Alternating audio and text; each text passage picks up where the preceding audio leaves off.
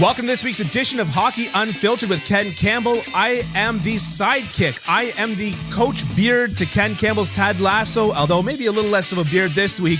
But today we're going to be talking about the IIHF ban on Russia and Belarus. We are going to be talking about the Tampa Bay Lightning, and we're going to be talking about trade deadline. And for that segment, we're joined by Matt Larkin from dailyfaceoff.com. So stick around and let's get into it.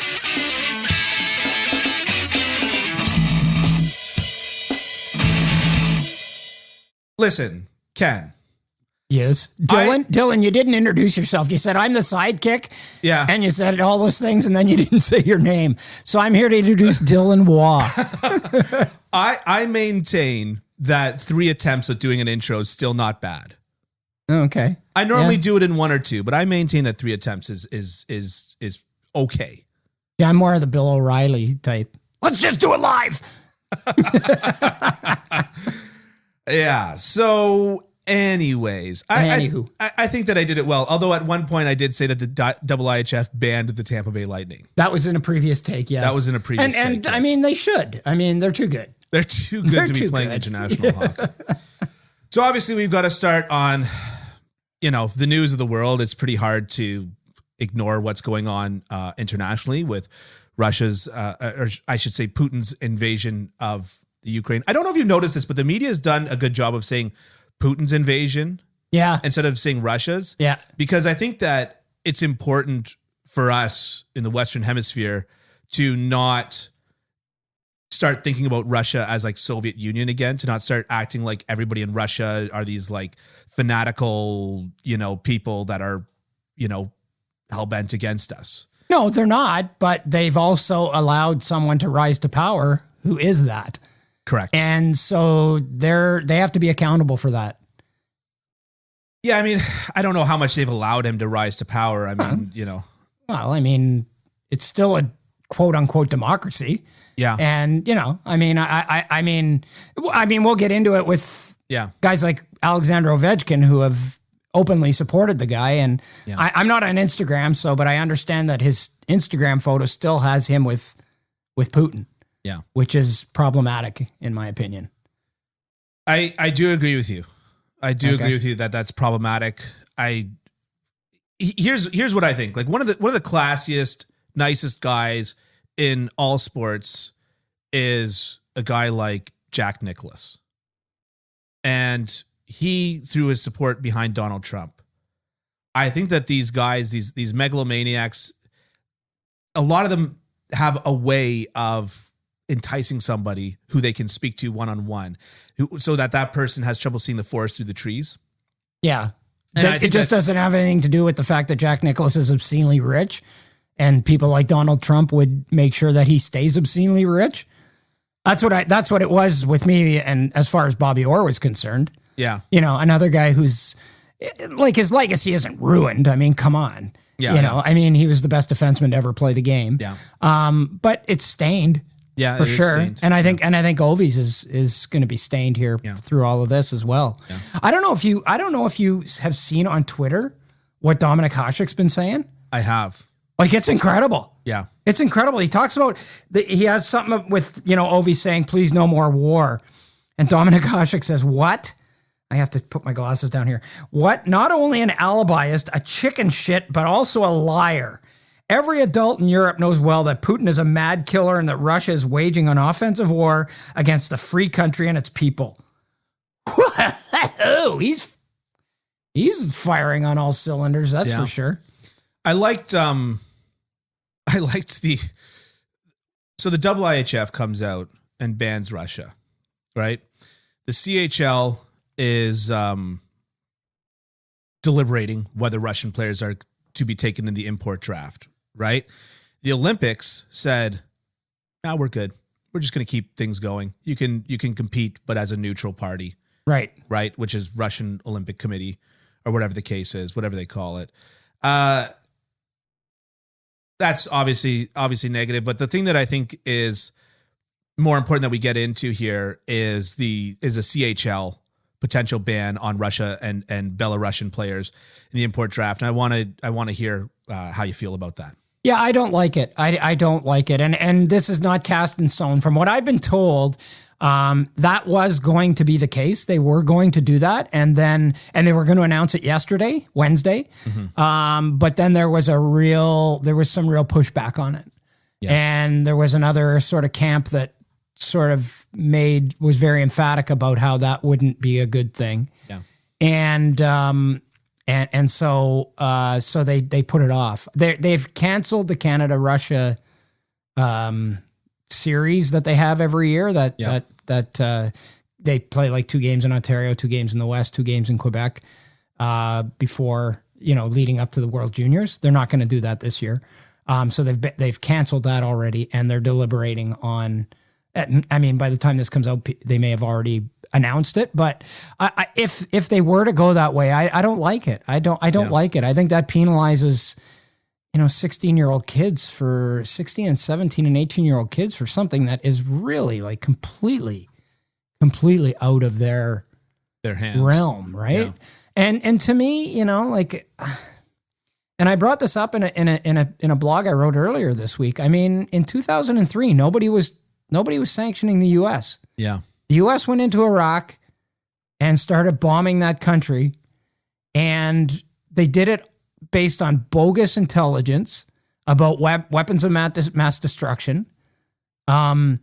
Every sane, knowledgeable expert in the world was telling us that this was bogus. Yeah. And George Bush went in anyways and did it.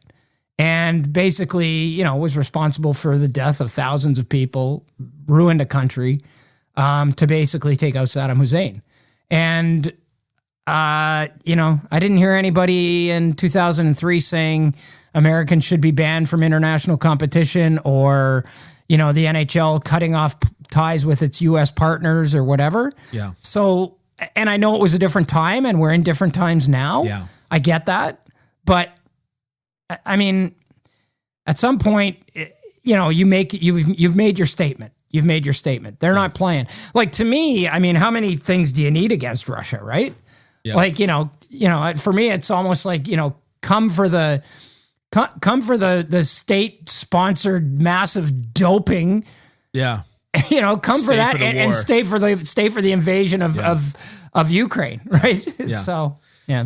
Something that you said to me on the phone, I thought was just so is profound in its simplicity, because we were talking about this. And we were talking about simple and occasionally profound, right?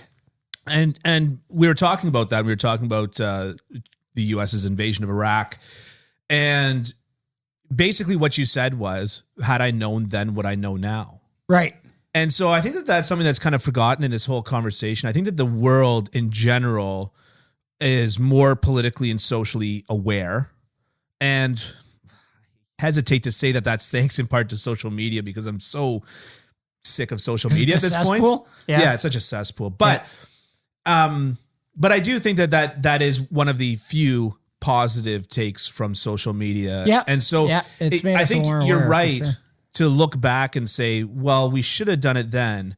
But that doesn't, I've seen people that almost use that as like justification. Yeah, that doesn't mean you don't do it now. Exactly. Right? Like, it's like and it's not like the Hall of Fame, but they're always like, well, this guy's in because he was better than this guy who got put in 10 years ago. And I'm always like, yeah, but you don't correct mistakes by making more mistakes. Yeah. Right? So anyways, what was there was something I was going to say. Oh yeah. Yeah. So the CHL ban, I don't like that idea at all. I think the IIHF ban, was very courageous. Yep. I think it was a lot more courageous than what FIFA did. FIFA was shamed into doing what they did. Yeah. And the IIHF came out and was very decisive. And I think that was really good. And I don't know that happens under Rennie Fissel as the president of the IHF. It happens under Luc Tardif as the president of the IHF. Yep. And to me, it's more than just symbolic, because like Putin really likes hockey. Yeah. And Lukashenko really likes hockey. Yeah. Like, those guys they like it. They really like it. Like, they play hockey. They're terrible. Oh. They're awful. Lukashenko's this big fat piece of crud can barely skate. And Putin's just out there being he's a skinny piece of crud that can barely skate. And he's terrible, and and these guys that used to, and this is the whole thing that's leading into all of this crap, is, these guys like Fedosov and all these guys that were national team members, proud members of the Big Red Machine, they just let them skate around and score in these charity games. Yeah. Because because it makes them feel good. I don't know what it is. But anyways, they like hockey. So I think that it's more than just, like, even if it is a symbolic ban, I think it's good. But I think it's more than that because, like I said, these two guys, Putin and Alexander Lukashenko, who's the president of Belarus, they really like hockey. Yeah. So that kind of hits them. So here's what I'll say about the ban before we get out of here, and specifically about the World Juniors and et cetera, et cetera.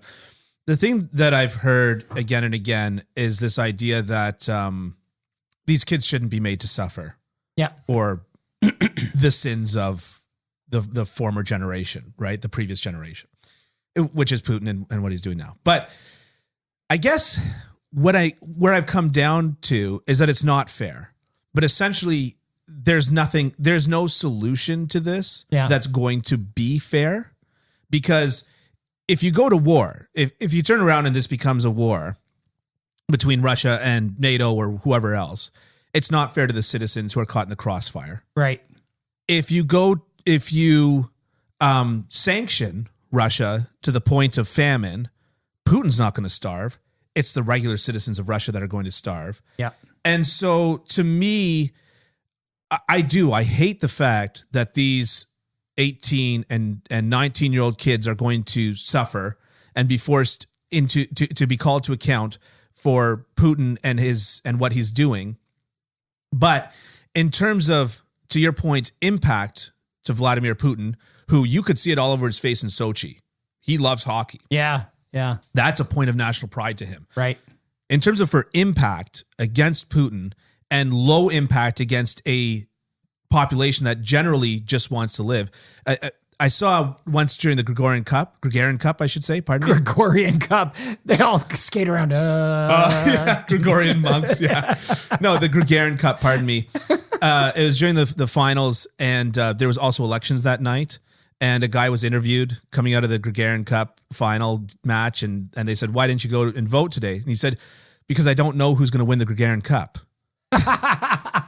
So, I mean, let's be honest. He's a dictator in everything but name, right? Yeah, yeah. He's a despot. But so I'm just saying, in terms of for having a low impact on the population's not going to starve because their World Junior team didn't compete this year. But having a high impact on the person who actually is in charge of this atrocity, I do agree with it, and it's callous to the kids. But at the same time, at the same time, people are going to get caught in the crossfire. Before we get off of this, you mentioned, we've already taped the same segment with Matt. You mentioned MASH. Do you remember what Hawkeye's quote about war was? Well, one of his many. I'm not sure. He says to Father Mulcahy. He says to Father Mulcahy, people say that war is hell, but war is war and hell is hell. And Father Mulcahy says, and Hawkeye says, of the two, war is worse. Father Mulcahy says, well, how do you figure that? And he says, because who goes to hell, Father? And Mulcahy says, sinners, I guess. And he goes, yeah, but everybody's caught up in war. The people, the citizens are innocent. Yeah. The people that are drafted and sent to war are innocent. He says, aside from a few top brass at the top who've orchestrated this whole thing, everyone in war is an innocent bystander. There's no innocent bystanders in hell. Right. Is what he said. Interesting. It's rough. It's interesting that you bring up the sort of the collateral impact of all of this, because Hasek also said about guys in the NHL, the Russians in the NHL. He said the NHL must immediately suspend contracts for all Russian players. Every athlete represents not only himself and his club, but also his country and its values and actions. That is a fact. If the NHL does not do so, it has indirect co-responsibility for the dead in Ukraine. Like he's just firing from the hip. And then he says, I also want to write that I'm really sorry for those Russian athletes who condemn Vladimir Putin and his Russian aggression in Ukraine. However, at the moment, I also consider their exclusion a necessity. So I've seen people getting on Hasek's case about this. Yeah. and his hardline stance. And I will admit that I don't agree with his hardline stance, but I also think that I was born into a middle-class suburban family in Toronto, in the outskirts of Toronto, Scarborough, right? Right. I've never lived in Soviet-run Czechoslovakia. Right. And so I would urge people that are angry at Hasek for those comments to simply just remember where he's coming from. Yeah. I know somebody, and his grandmother is from Hungary, and she lived in Hungary. She's passed away now, of course. She lived in Hungary during Nazi occupation and Soviet occupation. Right. And now she wasn't Jewish. So under Nazi occupation, she did just fine. Under Soviet occupation, she had to flee. She came to Canada in the 50s when a lot of Hungarians came to Canada. So she, in her mind, Nazis weren't so bad, but the Soviets were terrible. Okay, yeah. Right? Yeah. But that's because that's her lived experience. And so I just encourage people that, and she's wrong. She's obviously wrong. Yeah. But that's her lived experience. So I encourage people that before being angry at Hasek, understand his lived experience. Yeah, I mean, understand his perspective. He was 3 years old when the tanks rolled into Prague. Yeah. When the Russian tanks rolled into Prague, right, and basically took over. And almost all of his childhood was under the oppression of the Soviet regime. Yeah. He probably would have had to learn Russian in school. Yeah. That sort of thing. So, yeah. But I don't like, we'll probably lose people if we keep going on this a little bit. I agree. Too much longer. We are going to talk about hockey. Like the whole second part with Matt Larkin's all about the trade deadline. So if you're looking for that, just hang in with us. Yeah. Matt was an absolute joy to talk to. It was so fun, that segment. We just got off it and just enjoyed it. But yes, we do have to do our due diligence. Yep. We do have to do our duty to talk about this. I think that it's an important subject, and it of course spans well beyond hockey.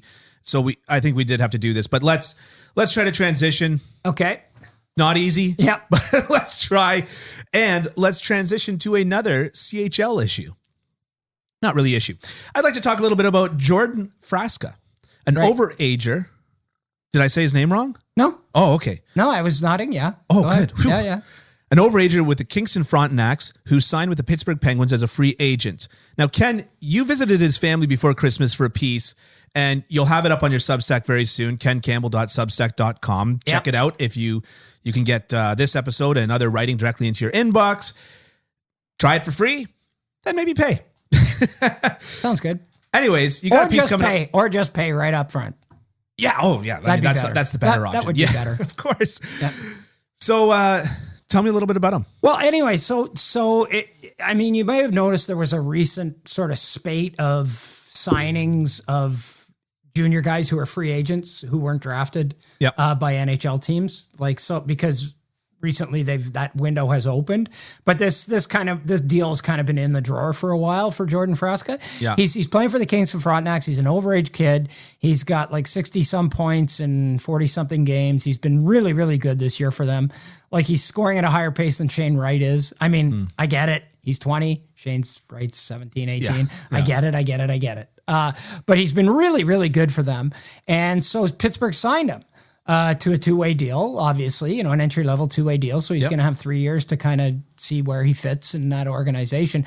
But the neat thing is I just prior to Christmas, I went out to their house because this family is it's really neat. Like they have 5 boys. Like who has 5 kids now? Yeah. 5 boys. 2 of them play in the OHL. Can barely afford one. Right. Yeah. 2 of them play in the OHL, and the other 3 are playing the highest level of hockey in minor hockey, which is the AAA level in the Greater Toronto Hockey League, the GTHL. Yeah. So they've had 5 kids go through that sort of meat grinder of AAA hockey through the GTHL.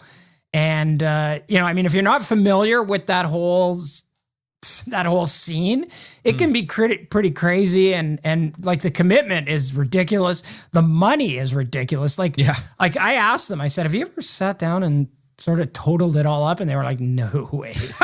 No, we don't want to think about that. Yeah. But I'm serious. They would have spent in the hundreds of thousands of dollars for these kids. Like they've got 3 kids in AAA right now. They're paying $22,000. Yeah. And that's before they get in their car and drive to a tournament or stay in a hotel or buy a coffee at the rink. Yeah. That's just registration fees. They're paying $2,000. Yeah. $1,900 in gate fees.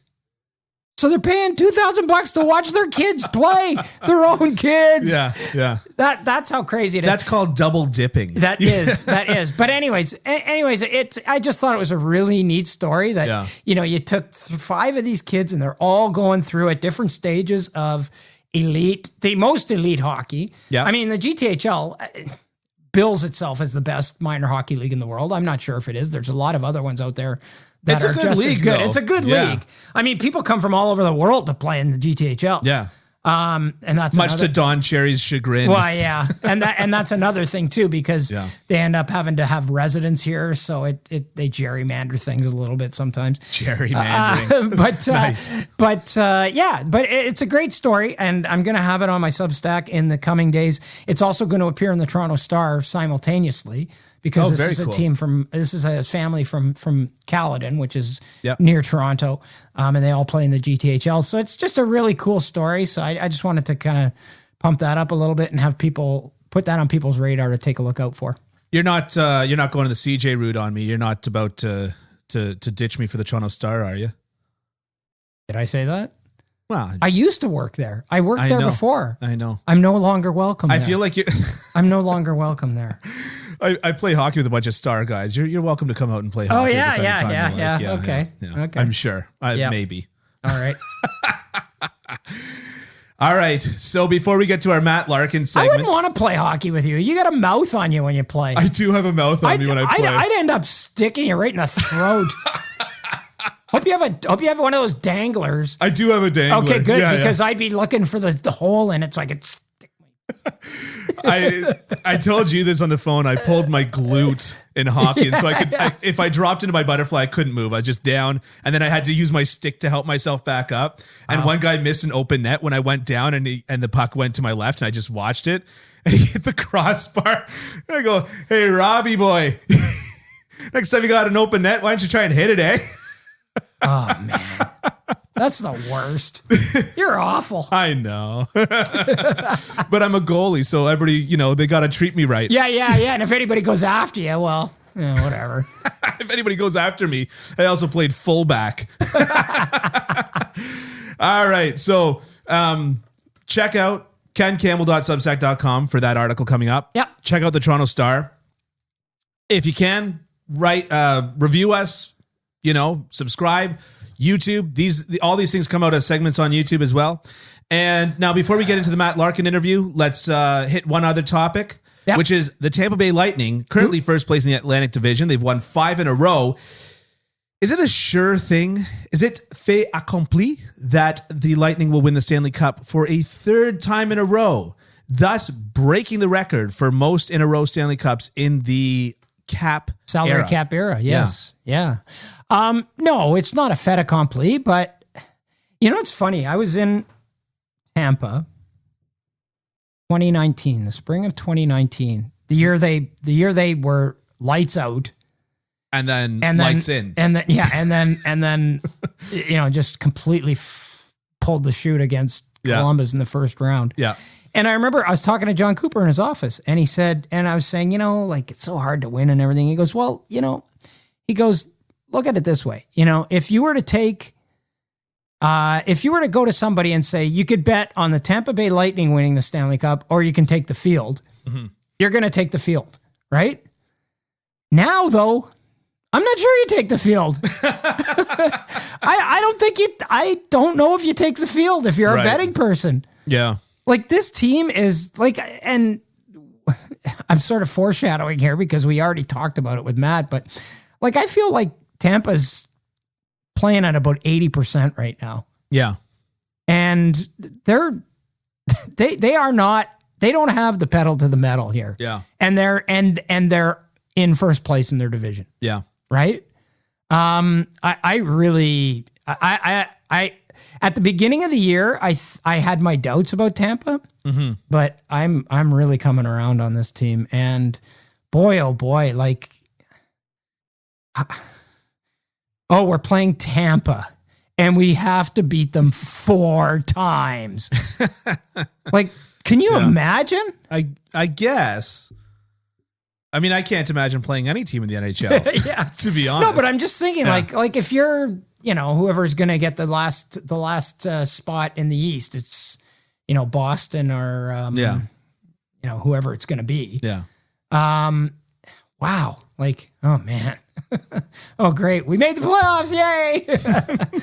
We got to play Tampa. Boo. As it stands right now, it's Boston, Washington. Yeah. Are the two wild card teams. Here's what I'll say about the Tampa Bay Lightning. Here's what I'll say about them. Right now, they're, for the most part, top third in the league for most advanced metrics. Expected goals for percentage. They're actually closer to middle of the league for Corsi for percentage. But where the crux really is with this team is obviously they lost some key pieces in the offseason. Every year that there's been a good team in the NHL for the last 3 years, it's always, but they got to go through Tampa. Yeah. And that's now how I feel about Tampa. I feel like they're exceptionally good, but I'm going, but they got to go through Carolina.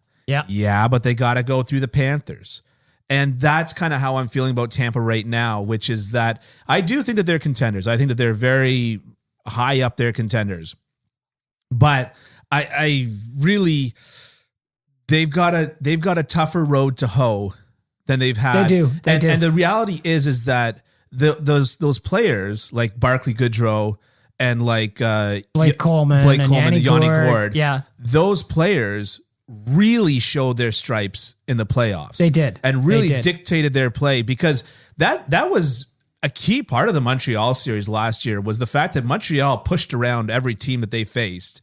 And then all of a sudden they came up to a team that not only had more skill than them, because let's be honest, every team that they played had more skill than them, but also wasn't going to get pushed around. Right. Also had, if not equal, a pretty close amount of snarl to them. Yeah. Right. Yeah. And so that's where it comes to me, is that those guys are your playoff performers. Right. And so I'm not certain. I'm not certain with them going into the playoffs. Well, I would tell you this. The Tampa Bay Lightning are going into the playoffs with the best goalie in the world. Yep. Maybe the best defenseman in the world. Yep. He's probably going to win the Norris this year. Yeah. And a forward core that is without peer in terms of being able to produce offense. I don't know if it's without peer. Okay. You don't think that Florida's forward core is pretty close? Well, yeah, but okay, let's play this tape to the end. Okay. So let's say Tampa wins the division. Right. Without even really trying. Okay. Because I really don't think they are fully engaged right now. No, I think that you're right. So let's say they win. Well, that means Florida plays Toronto in the first round. Right. That's going to be a series. I mean, Florida's probably going to win. Yep. But that's going to be a tough series. That's going to be a really tough series. Tampa would be against Washington. Meanwhile, in the first round. Tampa's going to have Washington or Boston, and it's going to be way easier. Way easier. Yeah. So by the time Florida, or if Toronto can do it, gets to that spot. Maybe. I mean, Tampa, like, I almost said Washington. I might as well. Yeah. Washington is a very heavy team. Yeah.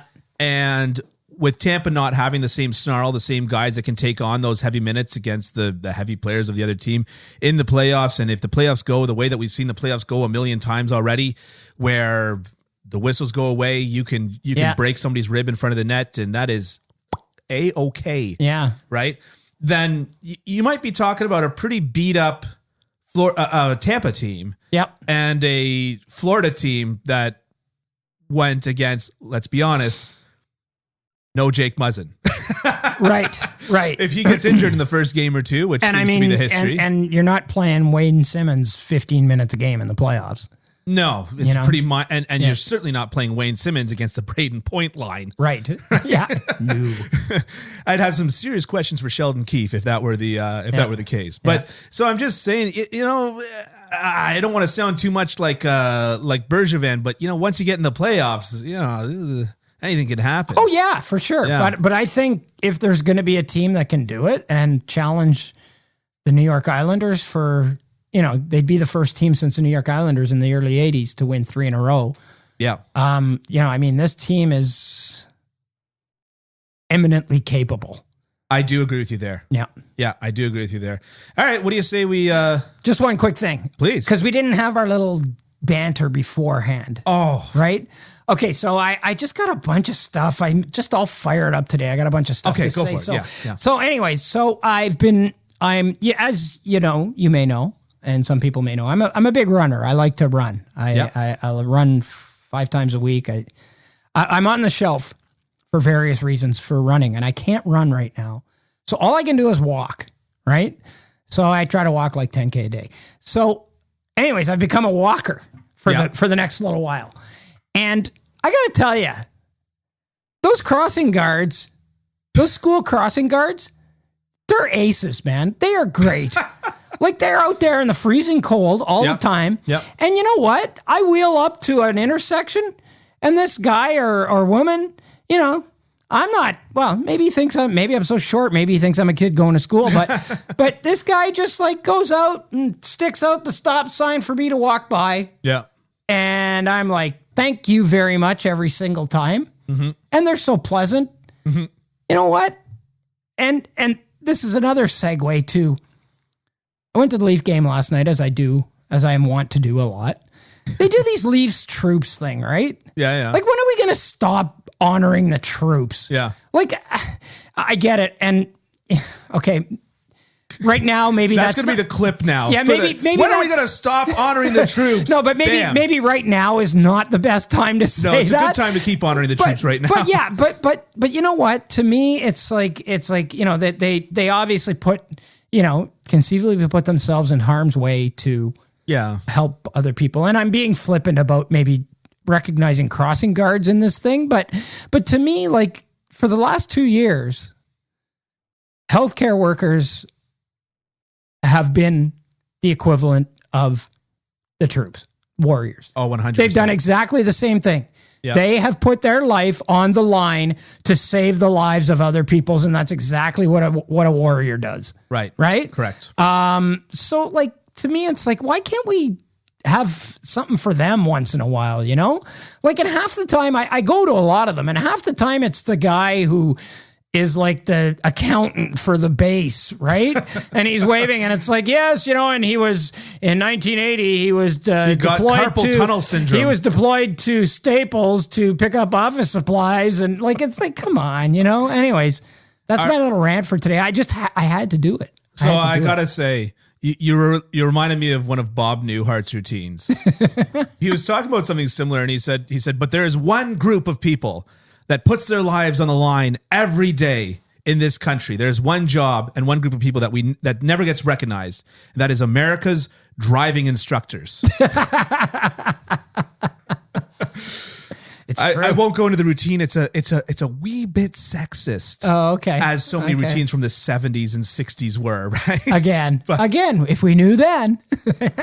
There you go. Yeah, there you go. But yes. So before we get to Matt Larkin, kencampbell.substack.com.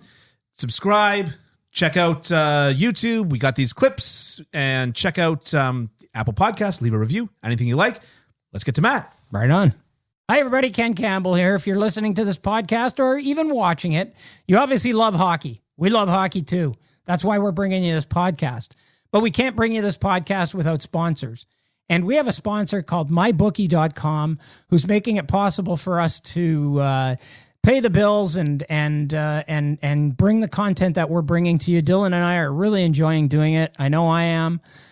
So if you are inclined to be a betting person on hockey or any other sport, I would suggest you go to mybookie.com. As I said, they're our sponsor. And if you do go there and you type in the promo code Hockey Unfiltered, all one word, you can make yourself eligible for the double deposit bonus up to $1,000. Like, you can't go wrong, man. This is found money. So if you do like betting on sporting events, please go to mybookie.com, where you can bet anything, anytime, anywhere at mybookie.com. And we're back with Hockey Unfiltered with Ken Campbell, and we have a very special guest today, Dylan. The one and only from the check that, from dailyfaceoff.com, Matt Larkin. My buddy, how you doing, pal? Oh, Kenny, it's good to see your face. It's good to talk to you in a podcast format. It's been too long, I still love you. I love you too, buddy. How you been? How's Tricks?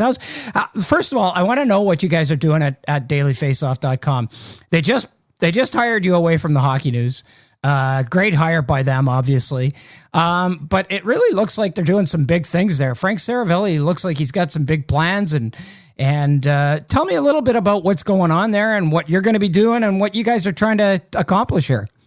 Thank you, Kenny. Yeah, for sure. So a lot of people have been familiar with Daily Faceoff for the better part of a decade as a juggernaut in the fantasy landscape. It's the place you go to get your lines and your betting picks, and it's been a massive presence in the fantasy world. But with all this new investment coming in, what we're trying to do with Daily Faceoff now is also emerge it as a main source of news in the hockey landscape. Obviously, Frank is one of the best newsbreakers in the business. He's working 24/7.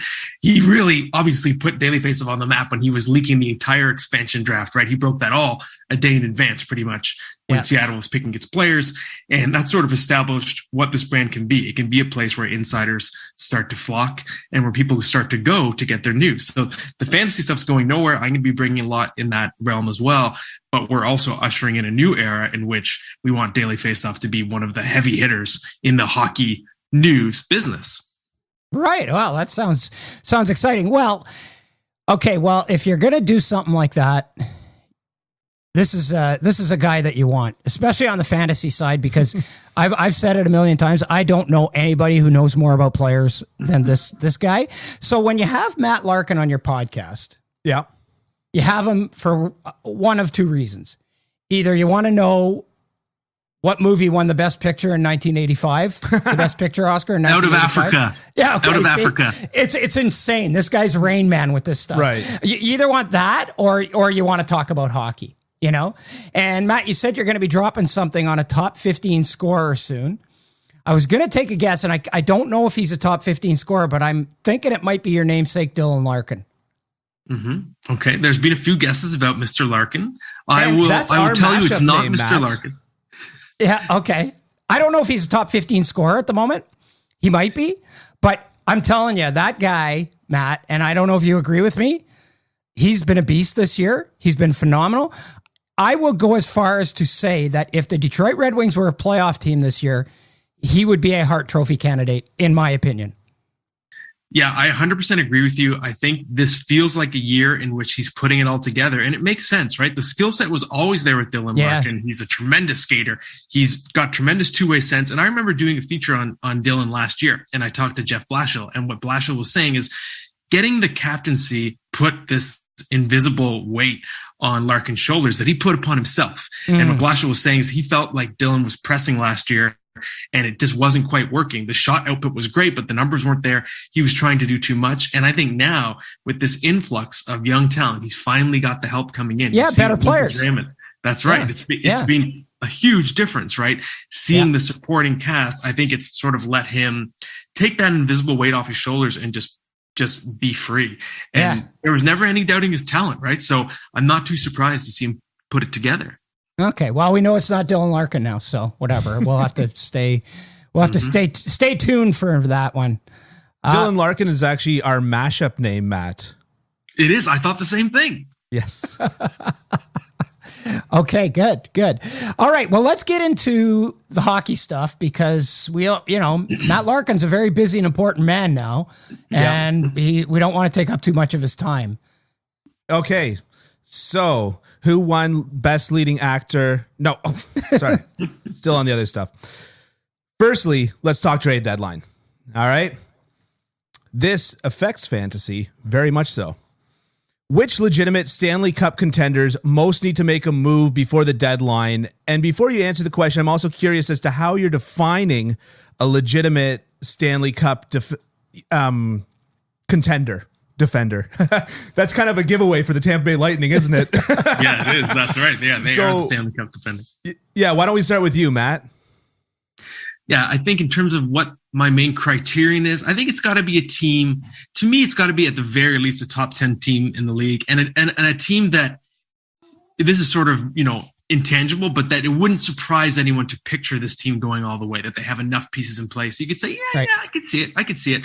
So with that sort of criterion established, I'm going to mention the New York Rangers because, as much as there's been this talk about Igor Shesterkin being a Hart Trophy candidate, I've been driving that bus all year.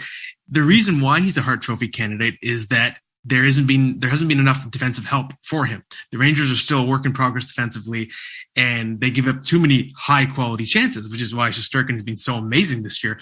He has tremendous numbers, but he's also faced a really high degree of difficulty in his workload. And to me, there's a swing piece the Rangers are missing, and it's that middle six center. So if Thomas Hertl, for example, ends up being available, I think the Rangers are a team that should be ponying up whatever they can to get him. They need someone who can play as your second line center, maybe if you want to drop Ryan Strome down, or you could move him around the lineup. So someone like Hertl, for example, can play multiple forward positions. He can play special teams.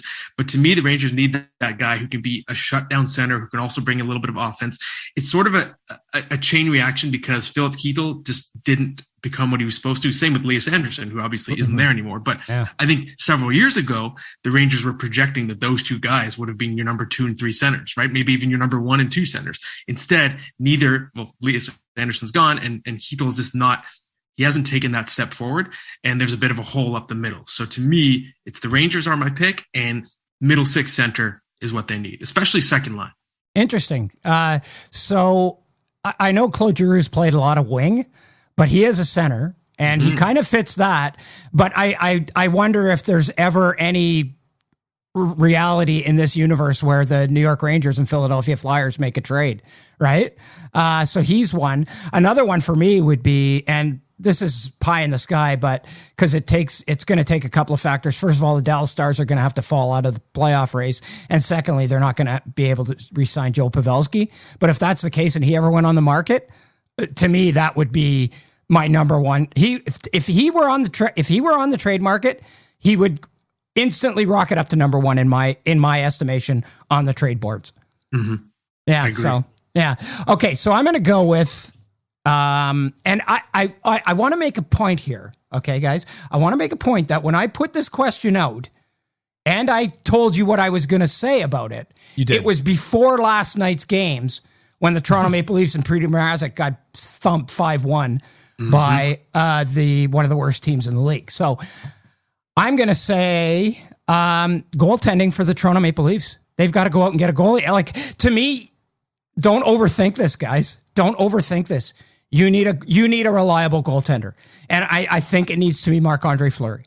And I'm on your bandwagon, Dylan, about if you fancy yourself a Stanley Cup contender, then just go out and do what you have to do to win the Stanley Cup. And right now, the goaltending that the Toronto Maple Leafs have been getting since basically before Christmas, hasn't been, it's not good enough. So you can talk all you want about how they need to shore up their defense core and how they might need, some size up front or some grinders up front. You can talk about all those things, but it doesn't mean jack crap if your goaltending is what it is in Toronto right now, which is subpar. Yeah. So to me, that's the one. And it's a no-brainer, and don't overthink it. Just go out and do it. So I'll throw a follow-up question here on that one, because I like Marc-Andre Fleury just fine for, the most overrated goaltender of all time. So my follow-up question is, in an ideal world, because obviously there's only really one goaltender that's been quote unquote available, that's really a number one. In an ideal world, is that Marc-Andre Fleury? And Matt, I'll ask you that question, and then we'll go to you, Ken. Okay. Yeah, I do think it is. Just in terms of what's available, what's on the market, if you compare Marc-Andre Fleury to a Joonas Korpisalo, it's still no comparison, right? So I agree that there's a case to be made that he's overrated. I think, interestingly enough, I think there was a stronger case a few years ago, but since then he had the great run in 2018 with Vegas. He's now third all time in wins, and he's got a Vezina trophy to his name. It's debatable whether he should have won that Vezina trophy, but it's on the resume now. So I think he's getting closer to properly rated. And I think he is just in terms of pedigree, in terms of big game experience, Stanley Cup. I always say he has 1.5 Stanley Cup rings, not 3. He won 1 as a starter. He got 1 on the bench, and he got 1 where he was sort of involved for half the run, right? So 1.5, that's more than the other available goaltending candidates can say, right? So I still think there's no comparison. The thing with Fleury that's going to be interesting, though, is he for sure available? Some things I've been told recently suggest that, we shouldn't forget about that mutual agreement he has with Chicago, in which he still has the say, 10-team no trade list, but he still has the say. There's a gentleman's agreement there. So he has to want to go. But maybe he does, but he has to want to. He has to want to. You're right. And to me, no, he's not the perfect goalie. I mean, I would argue that if he doesn't cough up that puck last year in the effectively what was the conference final, that's the turning point of that series. I mean, you could argue that they win that series if he doesn't make that mistake. Yeah. I think that Vegas could win that series. So, I mean, he's prone to the big mistake sometimes. And it's not a perfect world. And I don't want to go too far down a rabbit hole here, but like, I'm starting to wonder about goaltending in the NHL. Like, first of all, like, are there even 32 number 1 caliber goaltenders in the world right now? Yeah. You might be able to make the argument that there aren't. You might be able to make that argument, right? And like, to me, it's almost like, and Matt, I'd very quickly like to get your thoughts on this, but I'm wondering if goaltending's not going to become like pitching. In baseball, you get a bullpen of a bunch of guys, not a bunch of guys, but more than 2, but like 3 or 4 guys, and you just go with the guy who's delivering at that moment, because like, really, like, there probably are 32 number 1 goalies, because some teams have 2. But like is Cam Talbot? No. Is Jack Campbell? No. Is Mikko Koskinen? No. Like, there's like, I like I said, I don't want to go too far down a rabbit hole, but I'm wondering what your thoughts are on that. Yeah, I think the position is unbelievably fickle. And I always laugh when someone asks me, which goalie should I start tonight? In fantasy, I'm like, I don't know. It doesn't matter, because you can start Shesterkin. He's going to give up 6 goals somehow. And you're going to start Koskinen, and somehow he gets a shutout. It's so fickle. I think part of the problem is, and a lot of goaltenders, retired goaltenders have told me this, the position has never been harder to play.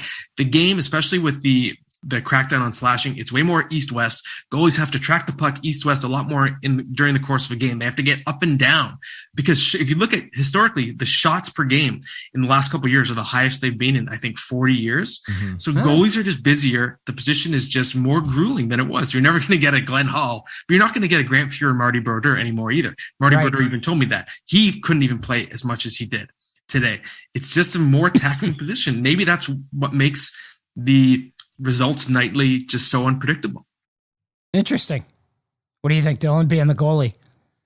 I mean, to your point, Ken, last year in the Stanley Cup Finals, I remember a big hullabaloo being made about it's 2 $10 million goalies. Teams are going to need to find their $10 million goalie. But I've got news for you. You don't just give a goalie $10 million and he becomes a $10 million goalie, right? Right. To your point about pitching, think about the Blue Jays when they got David Price, right? And they all of a sudden went on a run. There's not a lot of pitchers that can single-handedly take a team on a run like that, just like Carey Price and the absolutely abysmal Montreal Canadiens of last year. There's not a lot of goalies that can take a team on a run like that. So to your point, I'd say that there's a lot more than 32 starting goalies in the league. Okay. I'd say that there's like 150. The trouble is, are they a starting goalie every bloody night? Right. We just don't know who they are. Yeah, we don't know who they are. Yeah, they Samuel Montembeault gets a 50 save shutout, and we don't know who they are. So I do agree with you. In terms of a goalie that you can rely on, that you can hang your hat on, there's like 6. There's so few. Right. I completely agree with you. Well, I know Bobby Clark once said, you want more scoring in hockey? Just get worse goaltenders. And it's true. It's showing true this year. We saw it on Saturday night between Detroit and Toronto, where all 4 goalies were abysmal. Had a collective save percentage of like 764 in that game. That was great. Yeah. All right, let's move along. Grant Fuhr would be proud. Which prospect do you think will play the most? I'm going to try that again. Which prospect do you think is most likely to change organizations at the deadline? Ken, let's start with you. Well, I think it's Philip Broberg in Edmonton, their first round pick from Ken Holland's first draft, whatever that was. I just think that now, Edmonton is another team that, but you look at Koskinen the other night and he was great, right? So anyways, they need goaltending. They are in a win now mode. And, I think there's to the point where I think there's like jobs and reputations on the line here. And they've got to make it first.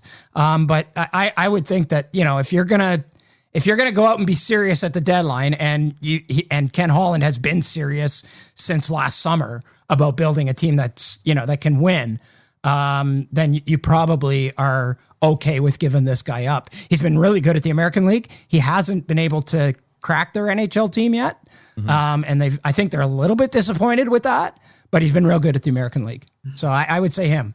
How about you, Matt? Yeah, I think that's a good pick, Kenny, especially because they're not going to want to give away Evan Bouchard. So it's a great consolation prize to say, no, we still got another first round guy. It's all good. and I'm going to stick with a first round defenseman as well. I'm going to go to Colorado and say Justin Barron, the right-handed shot, who's been really seamless in its transition to the pro game in the AHL. And I just think, Joe Sakic for the first several years of his tenure was pretty conservative, but he's now graduated into this tier, or this juncture, I should say, where expectations have now skyrocketed for Colorado. This team is so dominant that if they don't, I don't want to say win the Stanley Cup, but maybe reach the final this year, is that a disappointment? I think you can make a case that if they don't win 3 rounds, it's a disappointment. That's how dominant this team has been. So I think they're at a point now where they have to go for broke and start throwing prospects overboard. They've already done it. They sacrificed Connor Timmins, right, in the deal to get Darcy Kemper. They gave up a first-round pick, but now they have to start dipping into the pool, which has been very strong, very deep. I'm not saying you have to try and move Bowen Byram. I don't think you go there yet. You probably wouldn't want to sell low while he's sorting out his concussion stuff anyways. Yeah. I think you can go Justin Barron, right-handed shot, premium position, the equivalent of a left-handed starting pitcher in baseball. So you can get a good return, I think, for him. Good. That's good stuff.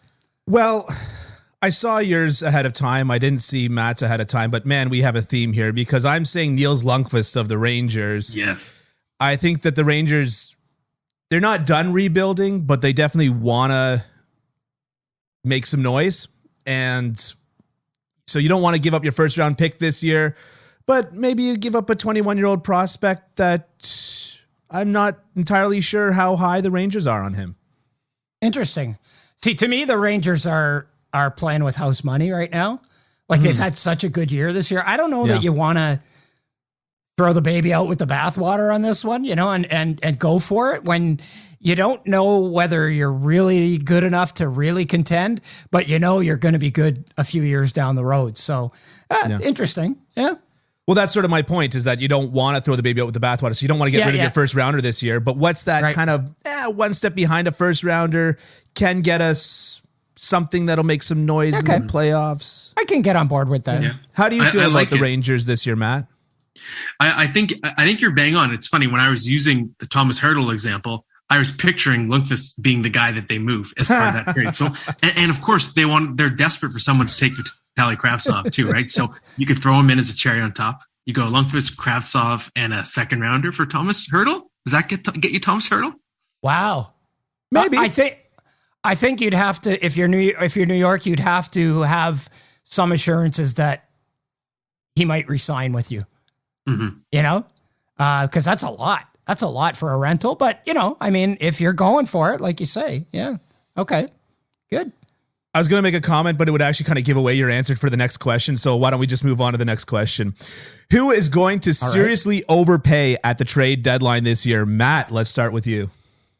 Okay, well, it's funny. We seem to be on the same page with a lot of ideas. So I'm going to go back to Ken talking about Edmonton, and I think it's going to be Ken Holland overpaying. There's just a culture of desperation there right now, and it's been obviously centering on goaltending. I'm picturing the Oilers going all in to get a goalie, but getting not a very good one. So it's the Edmonton Oilers gave up a first-round pick for Eunice Corpusalo. And it's oh, geez. That's the kind of Khudobin, new starting goalie. Yes, exactly. Another good example. Maybe Braden Holtby. I could see that. Obviously, Holtby being he's having a good comeback year. Okay. You know what's weird about Braden Holtby too? Braden Holtby. Tell us what you really think, Ken. And Holtby, people think of Holtby as 36 years old. He's been around forever, but he's not. He's in his early 30s because he just got into the league young. So he still could have something left in the tank. But either way, I'm digressing. I think the Oilers are going to be the team that just feels that desperation. And I think Holland, he's never been one to really think about planning ahead. So he used to. Yeah, but not anymore. Yeah, you're right. Recently. You're right. For me, like when I thought of this, first thing I did was I went to Cap Friendly and looked at like contending teams that might have lots of picks. And guess what? There aren't any. All the good teams have traded all their picks already. So there aren't going to be picks in play for a lot of these guys. So a lot of these really contending teams might not be able to overpay. And I don't know who's going to overpay, but I know that whoever gets Ben Sherratt is going to overpay. That is my prediction. I think you could get Justin Braun. We talked about this last week. You could get Justin Braun. You could get Rasmus Ristolainen. You could get a bunch of guys that are as good or maybe even better than Ben Sherratt for way less than you're going to give up for Ben Sherratt. Mm-hmm. A little Habs Twitter moment from Ben Sherratt was during the Leafs Habs game last week, I think. Somebody tweeted out, hey, Kyle Dubas, Sherratt's already setting up scoring opportunities for the Leafs. I wish I could remember who and give them a shout out, but I can't. So, yeah. Before we get out of here, I want one thing. I want to add one thing. Well, who's your Stanley Cup winner, Matt? Who your Stanley Cup finalists right here, right now, today on March 3rd? Who do you have going to the Stanley Cup final? I'm proud to say I've been flexing this all year long, and I'm not backing off. I said Florida Panthers in July of 2021, and I'm sticking with that. I think they're the most complete team in the Eastern Conference. They're strong at every position. They're unbelievably deep at forward, and I do think they're going to add a defenseman. That's what I've been told. Okay. That they've been really, really hot to trot to get another top 4 guy. I think they will. It'd be awesome to see a Jacob Chychrun homecoming. That's a hard trade to make in the middle of a season, but so maybe it's a John Klingberg, whatever it's going to be. But I think the Panthers have what it takes. And obviously Spencer Knight has taken a step back, but between Bobrovsky playing better and Knight's potential, someone's going to stop the puck. I'm not too worried. Between the two of them, someone will figure it out and be good enough, I think, in the playoffs. So they're my pick. And I do think it's going to be Colorado. It's one of those where I'm not going to overthink it. So it's a rematch of the 96 final. Yeah, I'm going to go Tampa, Colorado. Tampa's in first place right now in the division by winning percentage. I think by points too. But like, look what they're doing. And I don't even think Tampa's trying that hard right now. Yeah. Like I really think they don't have their foot on the gas. Mm-hmm. And so, yeah, for me, it's Tampa, Colorado, which I think would be, of course, it's not going to happen because it would be perfect and wonderful. And like, it would be the greatest series in history. So it's not going to happen. But anyways, I want that. Yeah. That's what I want to happen. So you guys are both very high on the Florida teams is what I'm hearing. I do agree with you, Matt. One of those goalies is going to sort it out and be the $10 million goalie that we were just talking about. I think that in the West, it's time to stop sleeping on Vegas. I know that they're struggling. I have no confidence in them whatsoever. Zero confidence in that team. I don't even think they're going to make it out of the first round. They might not even make the playoffs. So stop it now. Okay, I'll stop it. If only were that easy to shut me up. No, but I'm just saying, like, once you've got Stone healthy, Eichel and Pacioretty as your top line, and then the whatever they call it, the cast-off line or whatever is the Misfits line. Misfits line. That's right. Yeah, pardon me. Once you've got those as your top two, and if Robin Leonard rounds into form again, which we know how excellent he can be, not playing him is the reason why Vegas lost in the playoffs last year. Okay, one game that he played, he was dominant.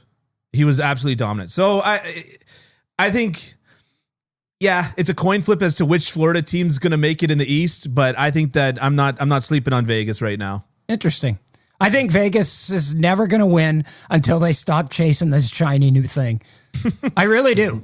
Yeah. So, anyways, one thing I can add too, if there's a team that can upset everybody in the West, it's Calgary to me. The Calgary. Oh Flames. Yeah. Really different team under Dale Sutter.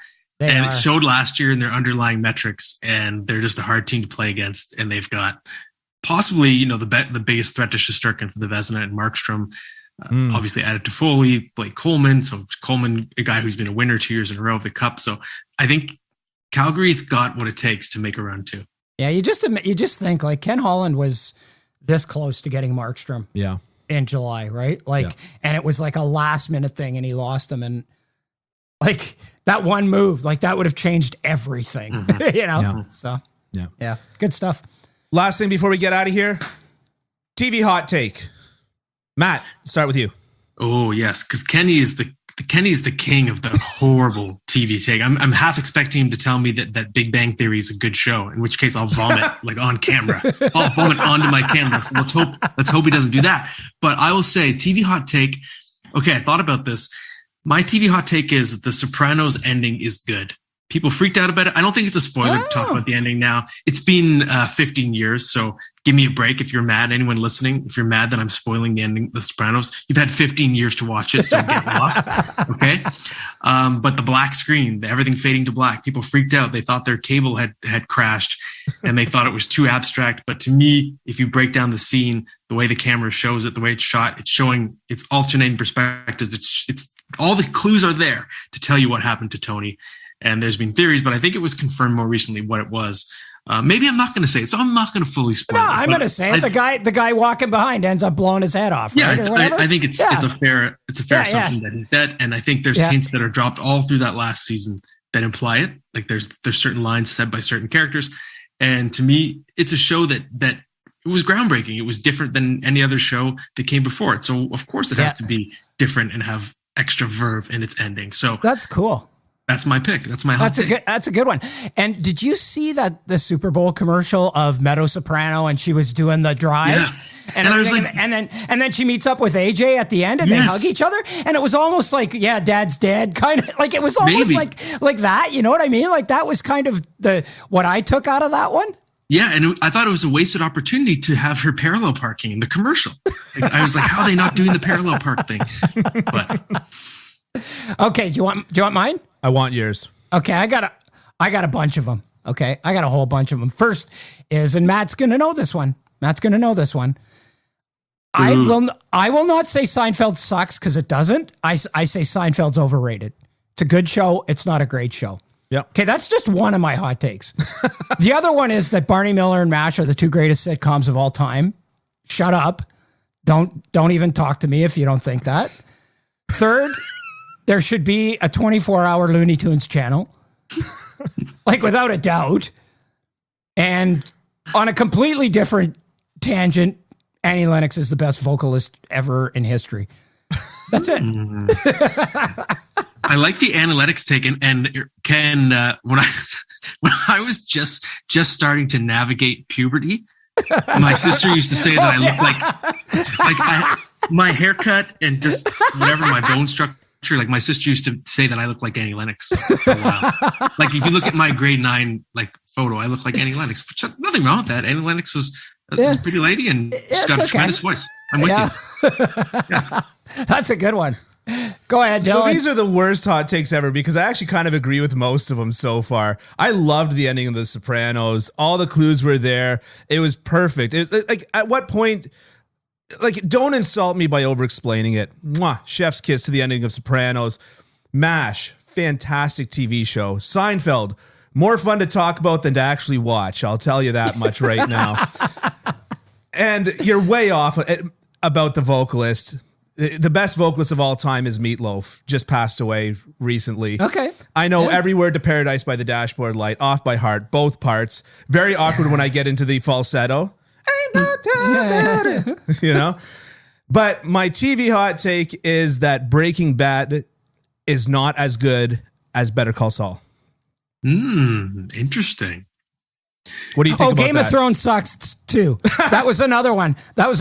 Game of Thrones blows. Game the of ending Thrones. Yeah. The whole thing sucked. Well, perfect segue to end off this segment of the podcast. Game over, guys. Game over. Game over, man. Thanks so much for joining us, Matt. I love you, bro. Guys. Love you You're too, bro. You're the best. I'll see you at the game next Tuesday, right? You betcha. Thank you so much for having me, guys. It was fun. All the best, pal. Take care. Mwah.